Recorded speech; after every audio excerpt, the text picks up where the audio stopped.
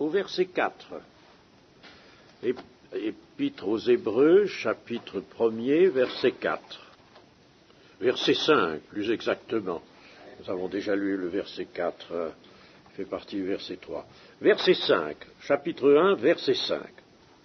Car auquel des anges Dieu a-t-il jamais dit « Tu es mon fils, je t'ai engendré aujourd'hui » et encore « Je serai pour lui un père, et il sera pour moi un fils » et lorsqu'il introduit de nouveau dans le monde le premier-né, il dit que tous les anges de Dieu l'adorent.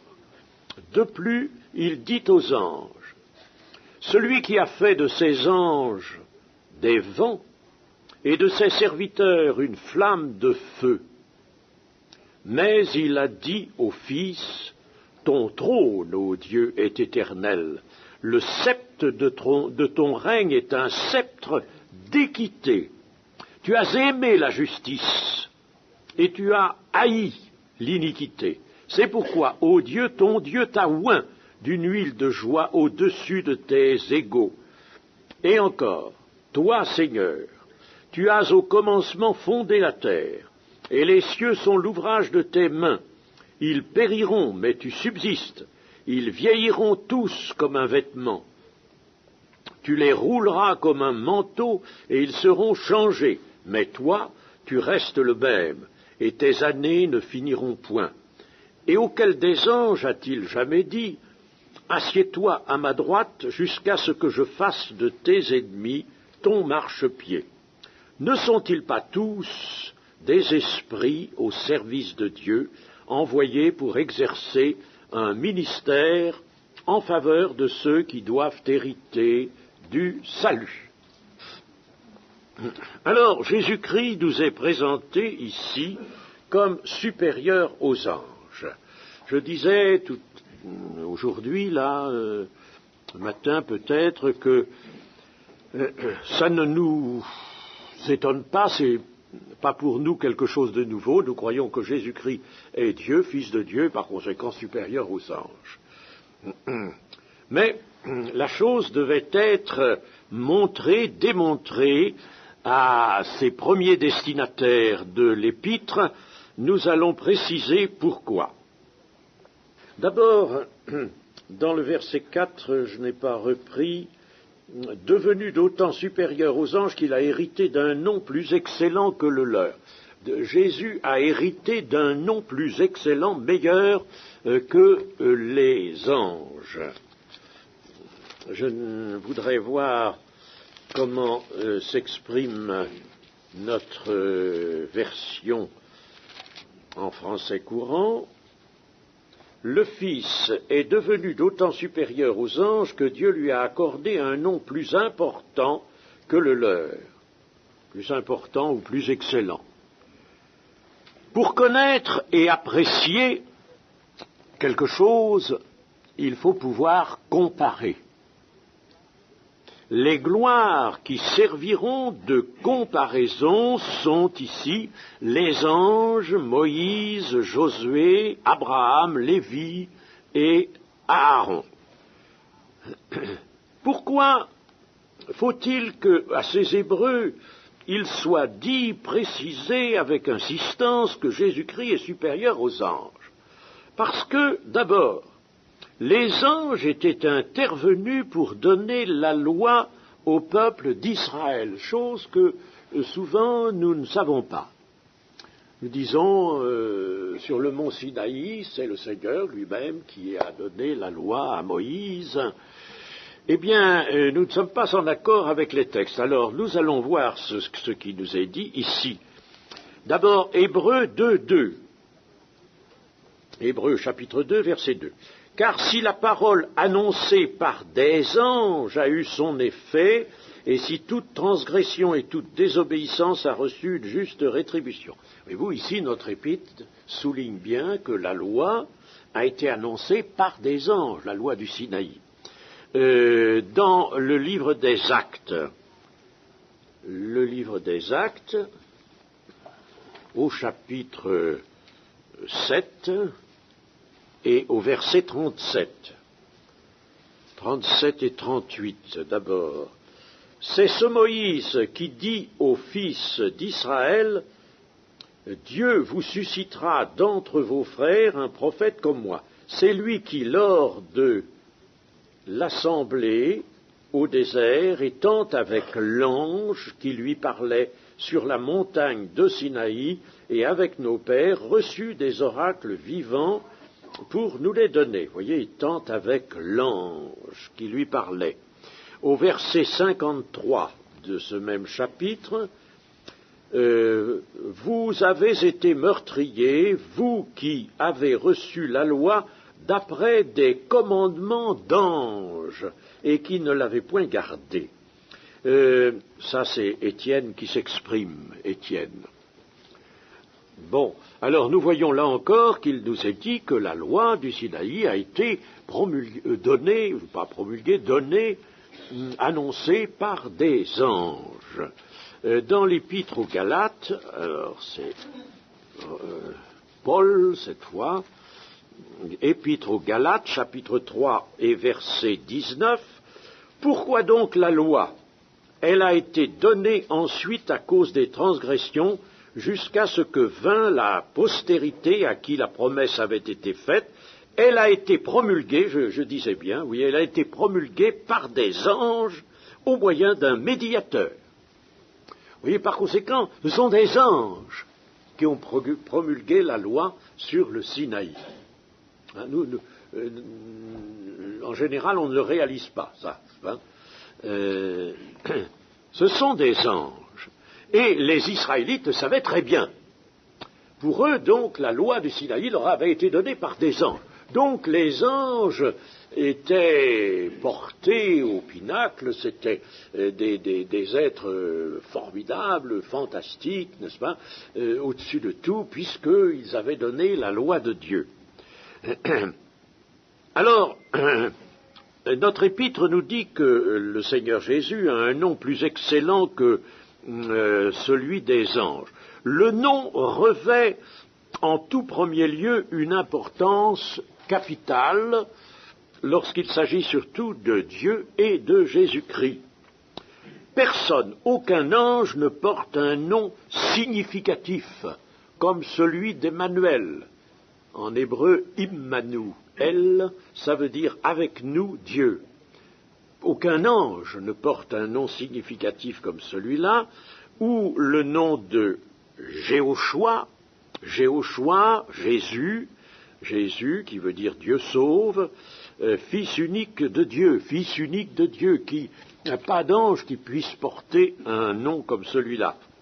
Jéhoshua possède d'ailleurs 2 lettres de plus que celles qui forment le nom hébraïque de Dieu, c'est-à-dire Yahvé, ce nom qui a été donné à Moïse au début de l'Exode. Tu iras de la part de celui qui se nomme Yahvé. Et donc là, il y a 4 lettres hébraïques, Yod, E, Vo et E. Et ces 4 lettres, ajoutez-en 2, vous avez Yahvé sauve, c'est-à-dire Yehoshua, c'est-à-dire Jésus. Donc, il est vrai que Jésus a hérité d'un nom plus excellent que les anges. Puis, la supériorité par rapport aux anges est démontrée dans ce premier chapitre déjà. Les anges ont occupé donc une place éminente au cours de l'histoire du peuple d'Israël. Et les Israélites considéraient ces êtres célestes avec vénération. Et ils avaient été en effet favorisés par leur ministère, surtout par celui de la promulgation de la loi, et cela était pour eux un grand privilège que les anges avaient reçu de Dieu. Et c'est pourquoi, dans l'Épître aux Colossiens, il nous est parlé d'un culte des anges. On se demande pourquoi il y a eu un culte des anges. Et c'est à cause de ça. Les Israélites, certains Israélites en sont arrivés même à rendre un culte aux anges, tellement on les jugeait supérieurs, on les jugeait grands. dans Colossiens 2:18. Colossiens 2:18. Qu'aucun homme sous une apparence d'humilité et par un culte des anges ne vous ravisse à son gré le prix de la course, tandis qu'il s'abandonne à ses visions et qu'il est enflé d'un vain orgueil par ses pensées charnelles. Par un culte des anges. Ça vient de cela, de cette estime tellement grande, tellement élevée que les Israélites professaient à l'égard des anges. Certes, les anges partagent avec le Fils de Dieu le glorieux privilège de résider dans la Jérusalem céleste en grand nombre. C'est notre épître elle-même qui nous le dit cela au chapitre 12 et au verset 22. Chapitre 12, verset 22. Mais vous vous êtes approchés de la montagne de Sion, de la cité du Dieu vivant, la Jérusalem céleste, des myriades qui forment le chœur des anges de l'assemblée des premiers-nés. Nous aurons l'occasion d'étudier naturellement ce beau passage, mais vous voyez qu'il y a des myriades d'anges dans la cité du Dieu céleste. Les anges donc ont ce privilège aussi de résider dans la Jérusalem céleste. Peut-être pas tous, mais en grand nombre. De plus, ils sont au service de Dieu, comme nous l'avons lu tout à l'heure. Ne sont-ils pas tous des esprits au service de Dieu? Ils sont au service de Dieu et ils ont annoncé la parole de Dieu lors de la promulgation de la loi sur le Sinaï. Les Israélites, convertis au christianisme, méconnaissaient donc, en raison de leur passé, la différence entre les anges et Jésus-Christ. Pour eux, Jésus-Christ, les anges, Jésus-Christ était grand peut-être, mais il était grand comme les anges, n'est-ce pas? Voyez-vous, il ne faisait pas de supériorité, n'attribuait pas à Jésus-Christ de supériorité sur les anges. Et ça, c'était évidemment quelque chose qui les conduisait dans une hérésie. Il fallait donc mettre cette différence considérable en lumière. Et c'est ce que fait maintenant l'Épître aux Hébreux. Alors pour nous, nous sommes déjà convaincus que Jésus est supérieur aux anges, mais tout de même, ce travail que va faire l'Épître aux Hébreux va nous servir parce qu'il va nous permettre de considérer Jésus-Christ dans toute sa grandeur, dans toute sa hauteur. Et pour montrer cela, l'Épître va se servir de 7 citations tirées de l'Ancien Testament. Pour les Hébreux, il était nécessaire, n'est-ce pas, de puiser dans l'Ancien Testament pour bien les convaincre, afin d'affirmer la supériorité du Christ sur les anges. Successivement, ces citations vont donc établir la supériorité du Christ en tant que Fils de Dieu, en tant que Roi, en tant que Créateur et en tant que siégeant à la droite de Dieu. En tant que Fils, nous avons dans les versets 5 et 6 3 citations. Nous les avons lus, ces versets 5 et 6. Auquel des anges Dieu a-t-il jamais dit, tu es mon fils, je t'ai engendré aujourd'hui, et encore je serai pour lui un père, et il sera pour moi un fils. Et lorsqu'il introduit de nouveau dans le monde le premier-né, il dit que tous les anges de Dieu l'adorent. Alors, la première citation, c'est celle du psaume 2 et verset 7. Le psaume 2 et le verset 7. Je publierai le décret, l'Éternel m'a dit, tu es mon fils, je t'ai engendré aujourd'hui. La supériorité du Christ est d'abord attachée à sa filiation. à sa filiation. Il est vraiment le Fils de Dieu. Jésus-Christ est sorti de Dieu comme il l'a exprimé lui-même. Le Sauveur que Dieu a donné aux hommes est son Fils unique. Il est qualifié de Fils unique. L'apôtre Jean a beaucoup insisté sur ce qualificatif unique. Et il a dit « le Fils unique venu du Père » dans Jean 1, 14, puis « le Fils unique qui est dans le sein du Père » Jean 1, 18, et puis « Dieu a donné son Fils unique » Jean 3, 16, afin que quiconque croit en lui ne périsse point. Fils unique, vous voyez, Jean insiste beaucoup sur ce qualificatif. Les anges, eux, sont des créatures, ce que n'est pas Jésus-Christ. Ils ne peuvent apporter la vie de Dieu, n'est pas possible, ni apporter la présence de Dieu. Ils ne peuvent pas apporter la présence de Dieu. Ils peuvent avoir un rôle représentatif, quelquefois, certaines missions, mais pas apporter la présence de Dieu en l'homme. En l'homme. Si les témoins de Jéhovah réfléchissaient tant soit peu, avec humilité devant la parole, ils se diraient, mais voyons, demeurez en moi et moi je demeurerai en vous. Comment un ange pourrait-il dire ça, n'est-ce pas? Un ange peut-il venir demeurer en moi? Ils ne peuvent pas faire ça. Il faut être Dieu. Il n'y a que Dieu qui puisse ça.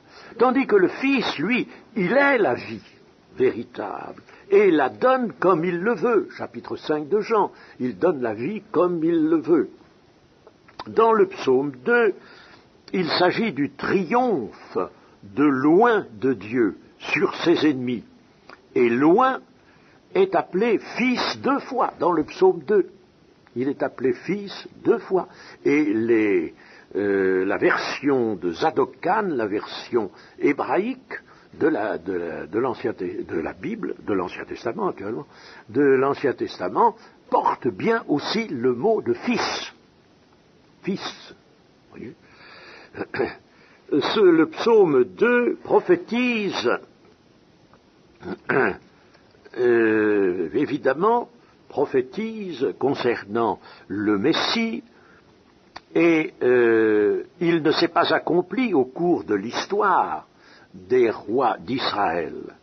Il concerne manifestement le triomphe final du Messie qui occupe ainsi une place unique et glorieuse dans les desseins de Dieu.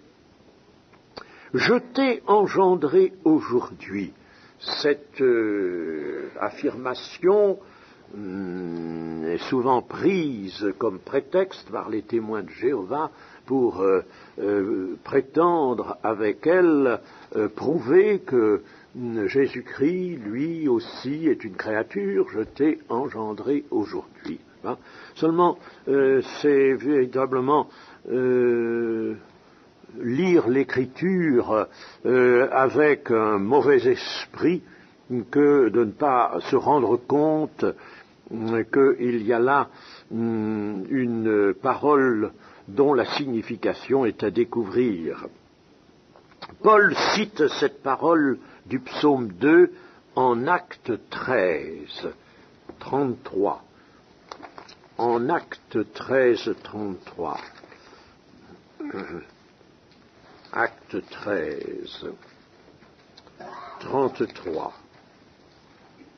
Dieu l'a accompli pour nous, leurs enfants, en ressuscitant Jésus selon ce qui est écrit dans le psaume 2e, « Tu es mon fils, je t'ai engendré aujourd'hui ». Donc Paul applique cette parole à la résurrection du Seigneur. « Je t'ai engendré aujourd'hui ». Il en est de même concernant le verset 18 de l'épître aux Colossiens, chapitre 1, le premier-né d'entre les morts. Premier-né d'entre les morts, ça, c'est-à-dire celui qui est ressuscité d'entre les morts. Comme le montre d'ailleurs Romains 8, 29 et Apocalypse 1, 5.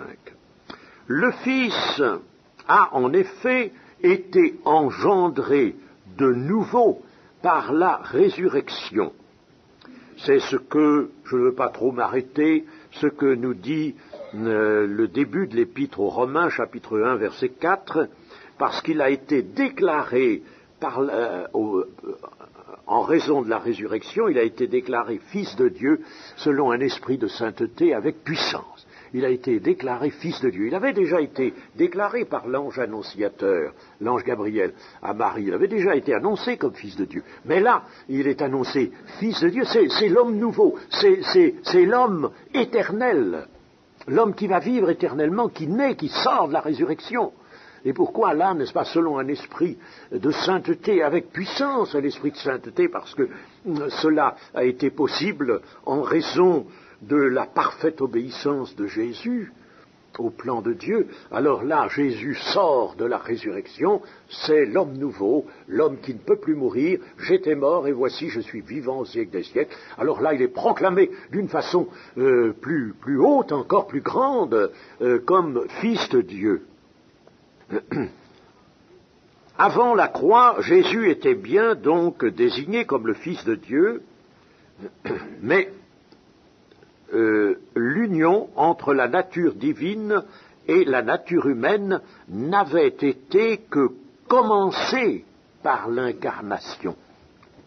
L'incarnation, c'est-à-dire la venue en chair de Jésus, la naissance de Jésus en tant qu'homme. Là, cette union de la nature divine et de la nature humaine n'avait fait que commencer au moment de l'incarnation.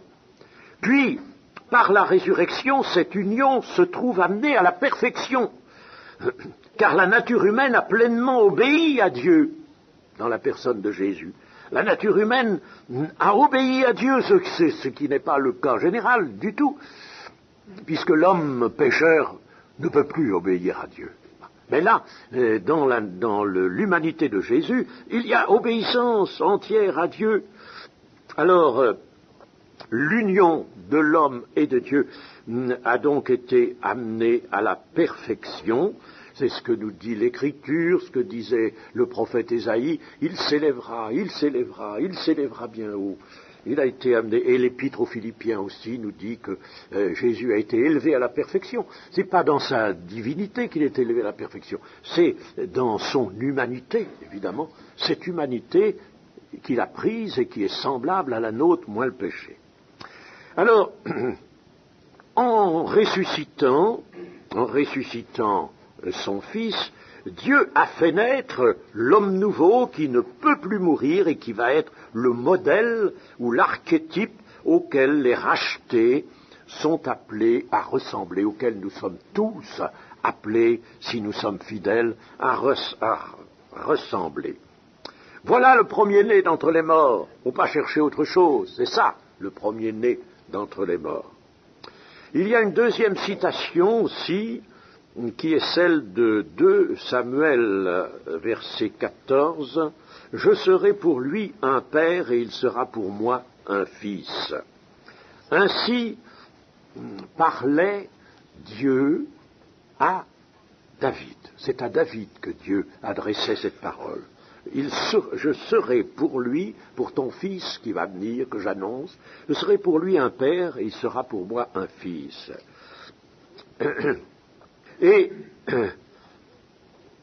par cette parole, il est fait allusion tant à un successeur de David, qui sera un roi terrestre et un roi faillible. Si vous connaissez bien ce passage de 2 Samuel 7,14, vous voyez qu'il est même question de fautes que le Fils pourrait commettre. Alors donc, un roi terrestre est faillible. Mais cette parole s'adresse aussi à un autre fils. Alors le premier fils faillible, c'est Salomon. Mais à un autre fils dont Dieu affermira le trône à toujours, et celui-là n'est pas faillible. Donc, je serai pour lui un père, il sera pour moi un fils, et bien une parole qui s'applique au Messie. Troisième citation, que tous les anges de Dieu l'adorent. C'est une citation qui est tirée du psaume 97. Là, il faut dire que le passage qui est cité ici provient de la Bible des Septante. Dans notre Nouveau Testament, les citations sont en général tirées de la Bible des 70, des 70. Cette Bible particulière qui est la première traduction de la Bible hébraïque en grec. Et elle a été réalisée un peu avant le IIe siècle, avant Jésus-Christ. Alors là, dans le psaume 97, il s'agit des dieux, et là, dans la citation qui est prise de la Bible des Septante, il s'agit des anges, parce que c'est le mot Elohim, Elohim qui est un pluriel, et Elohim peut désigner Dieu, il peut désigner aussi, les traducteurs ont pensé qu'il pouvait désigner aussi les anges.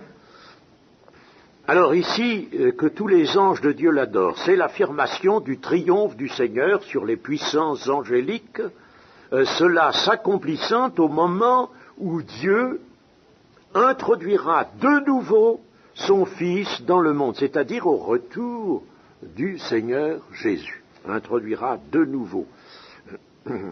Le Fils est désigné ici comme le premier-né, il est le premier-né comme homme, parmi plusieurs frères, mais il est regardé comme fils unique en tant que Dieu. Les versets 5 et 6 font tout d'abord reposer la supériorité de Jésus-Christ par rapport aux anges sur la haute vérité qu'il est le Fils, le Fils de Dieu, le Fils unique.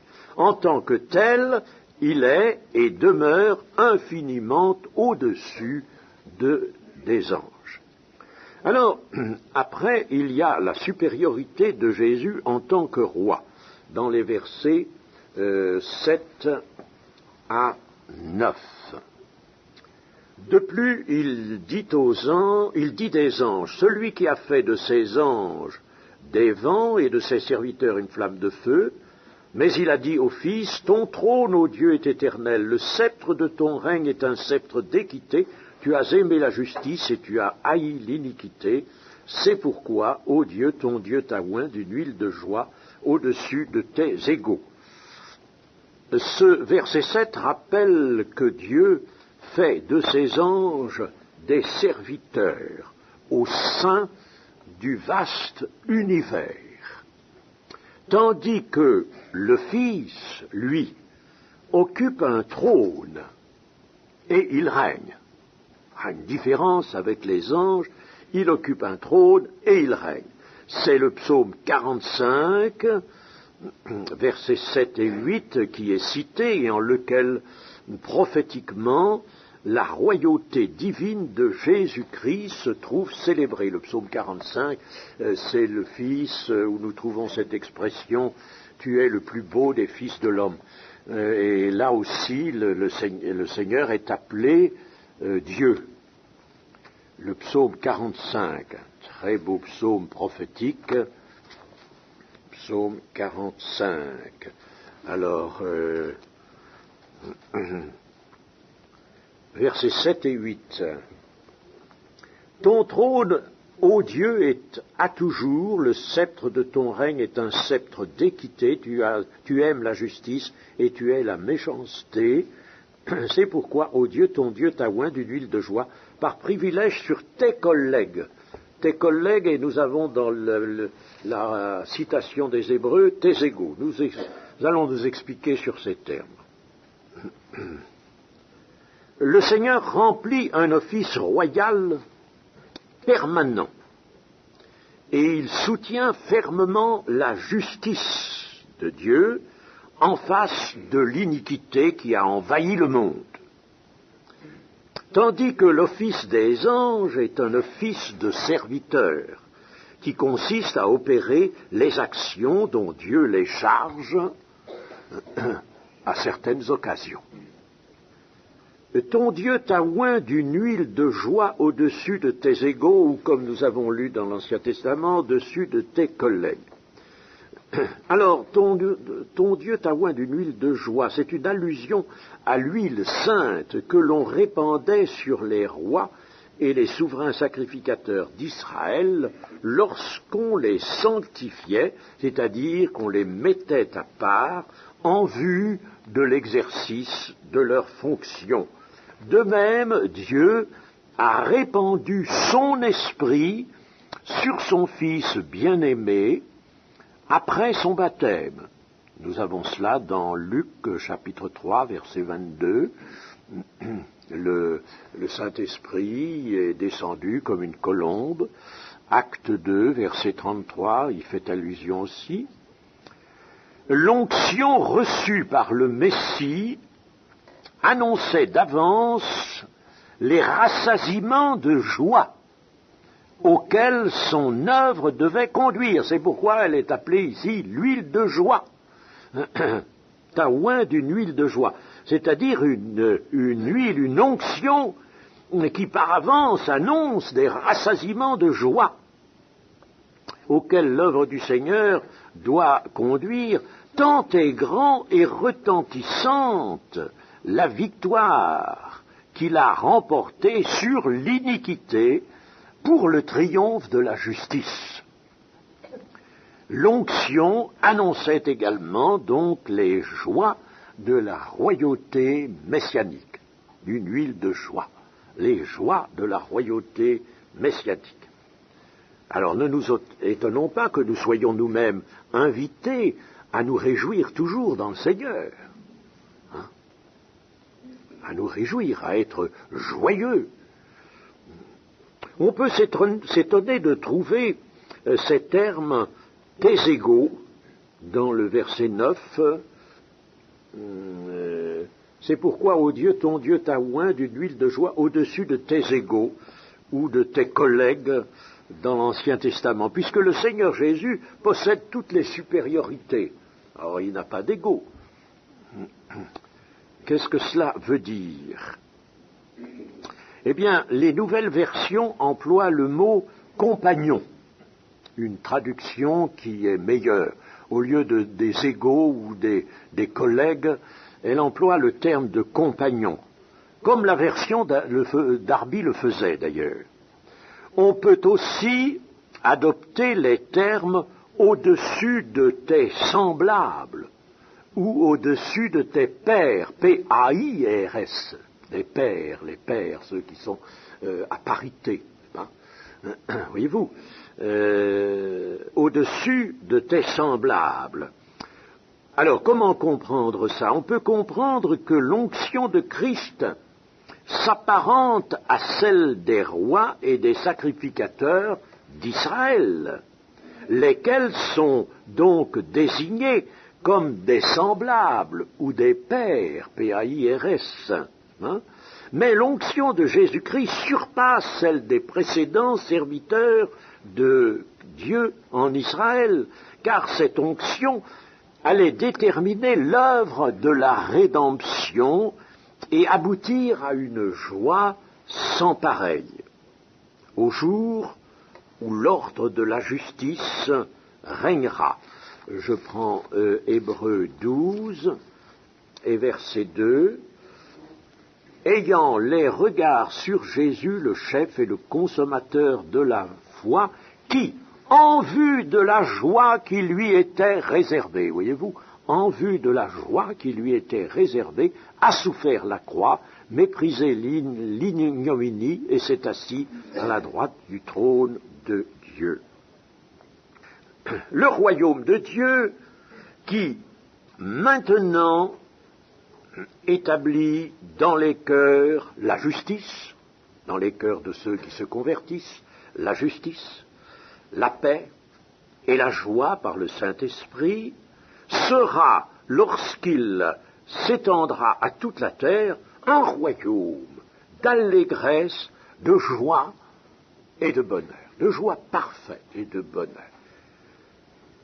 Voyons maintenant la supériorité de Jésus-Christ en tant que créateur. Nous l'avons vu en tant que fils, ensuite en tant que souverain sacrificateur. supériorité. Nous l'avons vu en tant que fils, en tant que roi, nous le voyons maintenant en tant que créateur. Alors là encore, il y a des citations, la citation du psaume 102 notamment. Je relis au verset 10, « Et encore, toi Seigneur, tu as au commencement fondé la terre, et les cieux sont l'ouvrage de tes mains. Ils périront, mais tu subsistes.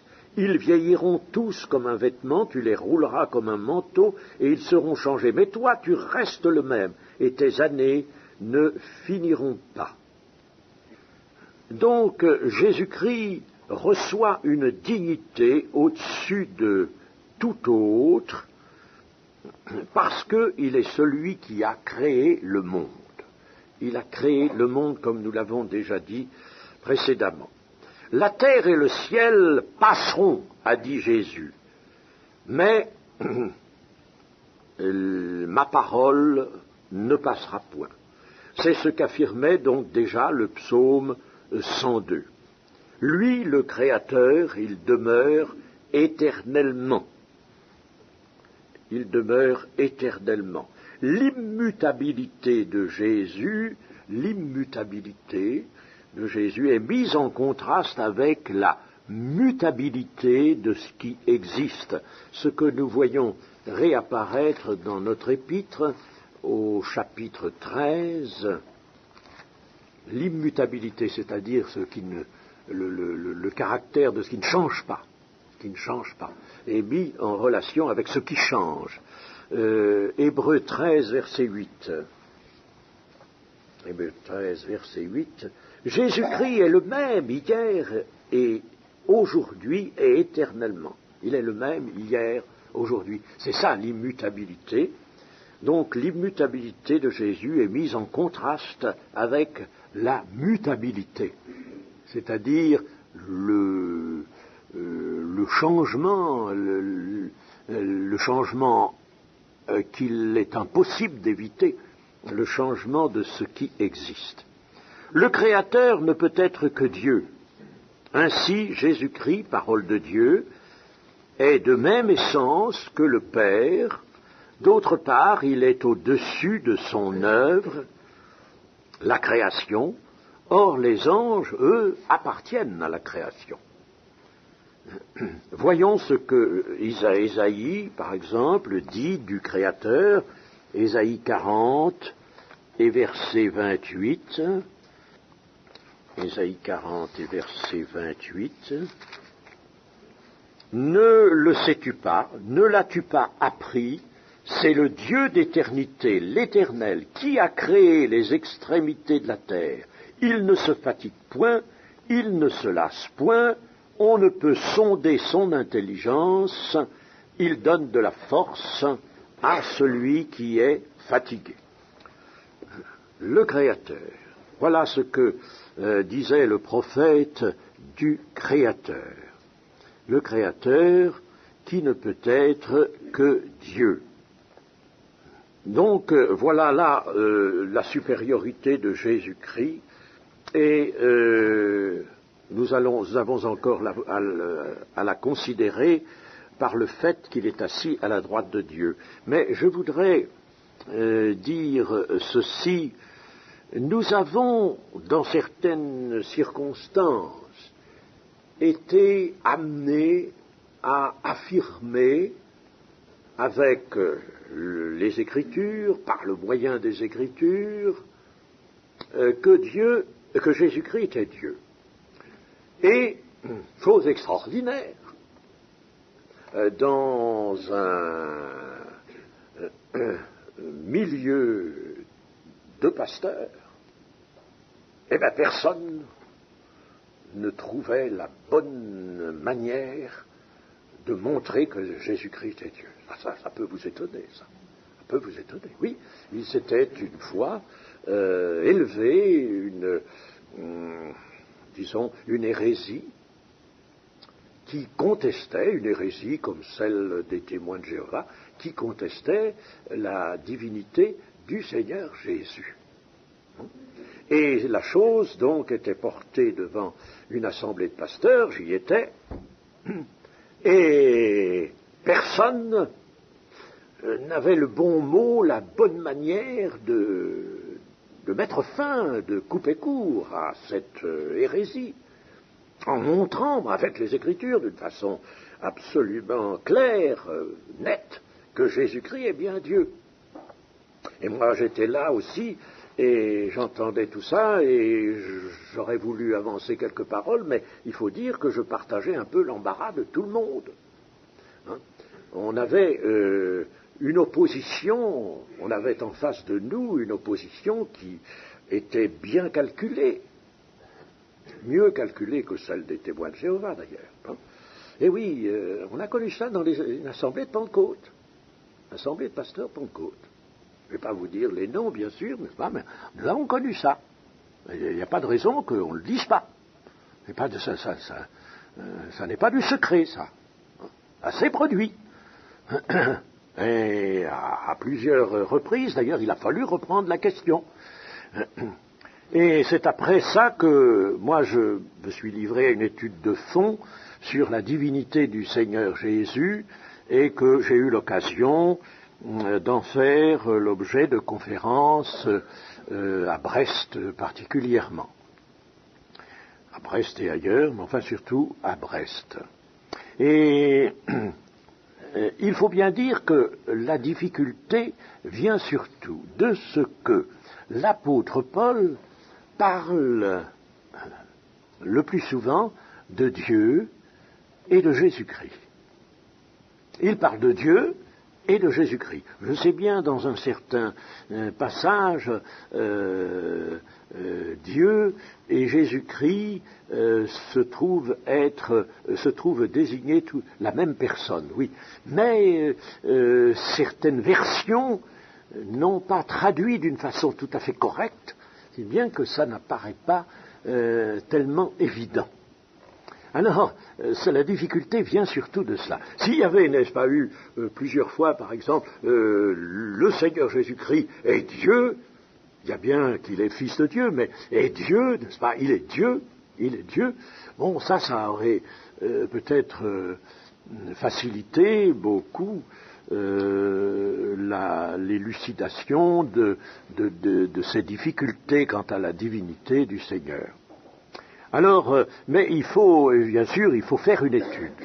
Et en faisant une étude à travers toutes les Écritures, eh bien, on arrive bien sûr à l'évidence que Jésus est Dieu. On arrive à l'évidence. Mais il faut faire une étude. Ce qui montre ceci, c'est que les points de doctrine qui nous paraissent les plus certains, quelquefois les plus évidents, ne sont pas si faciles que ça, toujours si faciles que ça, à démontrer par des citations, uniquement par des citations. Ce qu'on faisait dans cette assemblée de pasteurs, on cherchait le verset particulièrement qui allait pouvoir vraiment l'emporter. Mais ce verset, il y en a des versets, mais ils ne sont pas absolument peut-être toujours déterminants quand on est en face d'une opposition qui elle est bien calculée. Alors, évidemment, et qui vient du diable, naturellement, et qui est bien calculée. Alors, ça montre une chose, c'est que quand on veut établir vraiment la doctrine, un point de doctrine, il faut faire une large étude sur toute la Bible. Il ne faut pas se contenter simplement de petites citations à droite et à gauche, n'est-ce pas, de versets cités, il faut faire une étude.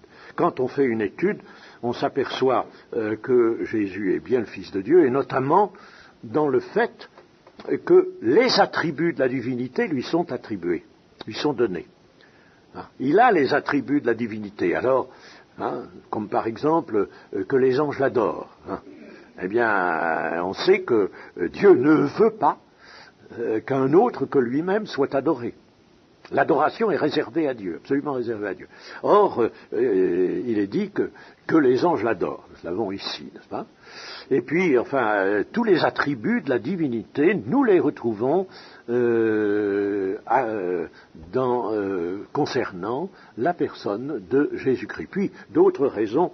Mon étude, elle tient vous savez, presque en un cahier. En un cahier, vous savez. Il ne faut pas croire que les choses sont toujours aussi aisées que nous le désirerions ou que nous le pensons. Bon, voyons maintenant la supériorité de Jésus par le fait qu'il est assis à la droite de Dieu. Et auquel des anges a-t-il jamais dit « Assieds-toi à ma droite jusqu'à ce que je fasse de tes ennemis ton marchepied » Il y a une citation ici du psaume 110. Cet aspect du plan de Dieu pour son Fils revêt beaucoup d'importance, puisque Jésus-Christ lui-même en fait une solennelle mention en présence de Caïphe, au moment de son procès. En effet, si nous prenons Matthieu 26 et 64, nous avons ceci. Je prends 63. Jésus garda le silence, et le souverain sacrificateur, prenant la parole, lui dit « Je t'adjure, par le Dieu vivant, de nous dire si tu es le Christ, Fils de Dieu. » Jésus lui répondit « Tu l'as dit. De plus, je vous le déclare, vous verrez désormais le Fils de l'homme assis à la droite de la puissance de Dieu et venant sur les nuées du ciel. » Alors, le souverain sacrificateur déchira ses vêtements, disant « Il a blasphémé, qu'avons-nous encore besoin de témoins ?» Vous voyez donc que Jésus se sert de ça, devant, là, au moment le plus tragique de son procès, il se sert de cette vérité-là. Vous verrez désormais le Fils de l'homme assis à la droite de Dieu. L'évangile de Marc en fait aussi mention. Que signifie cette proclamation? Que veut-elle nous faire entendre? Que Jésus est assis à la droite de Dieu. Eh bien, la parole de Dieu faite chair revient au Père. Le Seigneur Jésus a bien dit à ses apôtres avant de les quitter, il faut que je retourne à mon Père, je revienne à mon Père, je retourne au Père.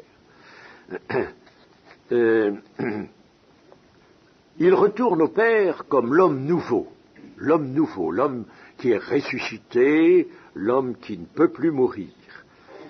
À sa divinité se joint donc une humanité immortalisée. Non pas une humanité divinisée, mais une humanité immortalisée, rendue immortelle. Et Dieu accorde à son Fils, qui est Dieu et qui est homme, Dieu et homme, une parfaite égalité avec lui-même. Et il lui donne également tout pouvoir dans le ciel et sur la terre.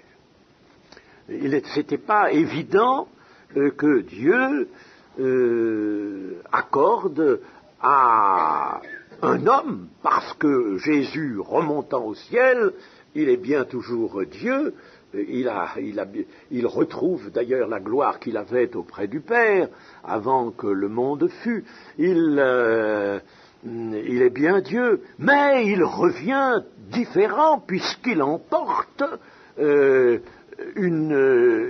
l'humanité, c'est-à-dire il emporte quelque chose qui a été créé, qui est uni à sa divinité. À sa divinité, il y a maintenant une deuxième partie de son être, une partie nouvelle de son être, qui vient de l'homme, qui est l'homme. L'homme, alors, passé par la croix, passé par la résurrection, certes, mais donc Jésus revient vers Dieu différent de ce qu'il était avant de descendre. Alors là, il n'était pas évident que Dieu lui dise « Assieds-toi à ma droite », parce qu'en somme, à la droite de Dieu, maintenant, il y a un homme. Il y a un homme. Et n'oublions pas que Jésus se plaisait à s'appeler le Fils de l'homme. Pour son retour même, il parle du Fils de l'homme. Il ne dit pas toujours le Fils de Dieu, il dit le Fils de l'homme, de préférence même. Par conséquent, ce n'était pas évident. Mais Dieu en avait décidé ainsi. Il en avait décidé que cet homme nouveau, siégerait à côté de lui et allait participer à toute la puissance de Dieu. Il est dit que Dieu ne donne pas sa gloire à un autre qu'à son Fils. Faisons attention au début du verset 13, où nous avons ceci, « Et auquel des anges a-t-il jamais dit ?» Cette phrase met en pleine évidence la parole du Père, décidant que son Fils siégerait à sa droite. Aucun ange n'a pu s'entendre dire pareille invitation. Paul en souligne l'infinie grandeur. Dans l'épître aux Éphésiens, nous l'avons lu aujourd'hui, assis à la droite de Dieu. Cet apôtre demande par sa prière que les chrétiens reçoivent un esprit de sagesse et de révélation pour connaître réellement la richesse et la grandeur du plan de Dieu pour eux. Pourquoi n'élèverions-nous pas la même prière que Paul? Cela pour nous-mêmes. Paul priait pour l'Église, pour les chrétiens et pour nous-mêmes. Pourquoi n'élèverions-nous pas vers Dieu la même prière? Vous savez, nous avons beaucoup à puiser dans les prières de Paul pour l'Église et les faire nôtres pour nous et pour nos frères et nos sœurs, naturellement. Mais il y aurait beaucoup plus d'objectivité dans nos prières si nous nous inspirions davantage des prières de Paul. Nous avons besoin, en effet, de réaliser que Dieu a élevé très haut notre Sauveur et Seigneur, de le réaliser par l'illumination des yeux de notre cœur, comme Paul le dit dans les Éphésiens, par l'illumination des yeux de notre cœur. Et ainsi, nous nous sentirons forts pour marcher dans la sainteté et dans la justice tous les jours de notre vie. Le verset 14, qui termine le chapitre 1er, que je rappelle, ne sont-ils pas tous des esprits au service de Dieu, envoyés pour exercer un ministère en faveur de ceux qui doivent hériter le salut? C'est un petit verset qui a préoccupé pas mal de personnes. On s'est dit, tiens, est-ce que nous n'aurions pas, nous aussi, comme les petits-enfants, des anges gardiens? On a entendu parler dans notre jeunesse d'anges gardiens. Ne sont-ils pas tous des esprits au service de Dieu, envoyés pour exercer un ministère en faveur de ceux qui doivent hériter le salut? Et ce verset nous montre donc les anges sous un aspect nouveau, un aspect qui nous plaît. Ils exercent des missions ou des activités que Dieu leur confie en faveur de ceux qui doivent hériter le salut, pas en faveur des autres, mais en faveur de ceux qui doivent hériter le salut. Le ministère que les anges exercent ainsi utilise des moyens certainement variés. Les anges peuvent utiliser toutes sortes de moyens. Rappelons-nous seulement qu'un ange prend soin d'Élie dans le désert. Il lui met une galette, un beau gâteau qui donne de la force là à son chevet.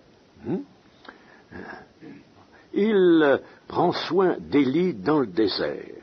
Je ne sais pas comment il a fait pour trouver ce gâteau, où il est allé le chercher, mais Élie l'a mangé. Et cela lui a redonné du courage et de la force. Nous voyons aussi dans les Écritures qu'un autre ange protège Daniel dans la fosse aux lions, qu'un autre encore délivre Pierre de sa prison, et les portes s'ouvrent, Et cet ange, il l'aide à remettre son manteau, à se préparer pour sortir au dehors. Il lui délie les pieds et les mains et il le fait sortir de la prison. Il est capable, cet ange, de faire toutes ces opérations-là. Nous voyons aussi que Paul lui-même a été secouru par un ange au cours de la tempête et qu'il a éprouvé. Et il nous est dit que les anges campent autour de nous, nous garantissent du danger imprévu, pas du danger auquel nous nous exposons par manque de sagesse, pas celui-là. Ça, celui-là, Dieu nous en laisse les conséquences. Si nous nous exposons par manque de sagesse à un danger, eh bien, mon ami, tant pis pour toi, ça te fera une bonne leçon. Mais si c'est un danger imprévu, que nous ne pouvions pas prévoir, bien que nous soyons restés dans l'obéissance, parce que la sagesse c'est une obéissance, bien que nous soyons restés, je suppose, dans l'obéissance, un danger que nous ne pouvions pas prévoir, eh bien, l'ange, alors les anges ou l'ange peut fort bien nous en préserver. Prenez par exemple la circulation automobile. Si quand nous partons en voiture, nous faisons une prière spéciale, pour demander à Dieu de nous garder tout au long de la route, parce que c'est dangereux aujourd'hui la circulation, très dangereux. Bon. Et si d'autre part, nous conduisons, non pas seulement conformément au code de la route, mais nous conduisons conformément à la sagesse, à la prudence. La prudence, la sagesse nous inspirera une prudence. Nous n'irons pas, par exemple, prendre un tournant à 90 à l'heure alors qu'il faut le prendre à 50 ou 60, n'est-ce pas, au point de faire grincer les pneus, n'est-ce pas. Nous ne ferons pas ces choses-là. Et nous saurons prendre un tournant comme il convient, doucement, à la vitesse raisonnable. Enfin, nous ferons tout ce qui est possible, raisonnable. Bon, mais il y a des choses qui sont imprévisibles. Nous ne pouvons pas agir, nous, sur le manque de sagesse des gens qui nous croisent, soit qui nous dépassent, soit qui nous croisent, n'est-ce pas, en venant contre nous, n'est-ce pas. Nous ne pouvons pas. Ceux-là peuvent faire toutes sortes de mauvaises manœuvres et puis nous exposer nous-mêmes. Ils peuvent nous exposer nous-mêmes, et là, n'est-ce pas, un ange ou des anges nous préserveront. Et cela, on peut le constater. Mais je vous dis bien, nous le constaterons que si nous avons apporté, nous, la confiance en Dieu, par la prière, la confiance en Dieu, que notre cœur se soit rempli de confiance en Dieu, et que nous ayons observé la prudence. La prudence. Alors là, nous pourrons constater en chemin que même à l'égard de ceux qui exposent notre vie par leur imprudence, eh bien nous sommes gardés. Et c'est un exemple, cette conduite, cette circulation automobile, la conduite, c'est un exemple. Mais on peut le transporter dans d'autres circonstances, n'est-ce pas? Voyez-vous, partout, n'est-ce pas, nous pouvons être gardés si nous sommes nous-mêmes confiants et prudents. Parce que ça, Dieu ne nous laissera pas passer l'imprudence. Nous sommes imprudents, c'est une désobéissance. C'est une désobéissance. Alors qu'elle soit sanctionnée, eh bien, c'est parfait. Alors donc, les anges sont là. Et nous avons, je ne vais pas vous raconter toutes sortes de... Je l'ai déjà fait d'ailleurs, ça doit être déjà dans je ne sais pas combien de cassettes là de Nathanaël, l'intervention d'anges dans l'existence des enfants de Dieu. Nous avons vu qu'ils sont manifestes. Moi, j'ai connu un frère qui a été préservé vraiment d'un accident terrible parce que son échelle s'est cassée sous lui alors qu'il était les bras en l'air, n'est-ce pas, et puis l'échelle s'est rompue, et il est parti, il allait tomber sur un angle très vif, un angle en ciment très vif, la tête là-dessus, n'est-ce pas. Il a senti une force qui le reprenait, qui le relevait, et qui le remettait doucement sur ses pieds, au point que il s'est retourné, et puis il a cherché, et il a dit, mais qui est là? Qui est là? Il n'a vu personne, mais il n'y a pas de doute qu'un ange est intervenu. Hein? Et dans bien d'autres conditions aussi. Alors, par conséquent, n'est-ce pas, nous allons dire, mais c'est bien ça, ce petit verset 14, là. Il est précieux, n'est-ce pas? Nous sommes contents d'en prendre note, n'est-ce pas? Contents. Mais prenons note de tous les versets. Prenons note de tous les autres. Hein. Celui-là, bien sûr, il nous plaît. Mais prenons note de tout. Il est évident qu'au moment du danger, on peut dire que des anges peuvent nous couvrir de leurs ailes dans les circonstances les plus variées et à l'heure suprême, c'est-à-dire à l'heure où nous devrons quitter cette terre. Nous ne savons pas comment elle est située, mais nous confions à Dieu. Bon, eh bien, à l'heure suprême, les anges transporteront notre âme à la sainte et glorieuse destination que Dieu lui accorde. Rappelons-nous ce que disait le prophète Élisée à son serviteur. Ceux qui sont pour nous sont beaucoup plus nombreux que ceux qui sont contre nous. Le ministère des anges, donc, nous est précieux, ce ministère d'être créé comme nous l'avons été, ne peut s'exercer que grâce à l'autorité du puissant Seigneur que nous avons en la personne de Jésus-Christ. Voilà, eh bien, nous avons terminé le chapitre 1er. Oh, c'est pas une performance dont nous avons tellement à nous prévaloir, parce que il faudra que nous allions sans doute plus vite que ça, mais enfin, c'est le jour d'arrivée, samedi, c'est déjà peut-être pas mal que nous ayons pu faire cela. Alors je m'arrête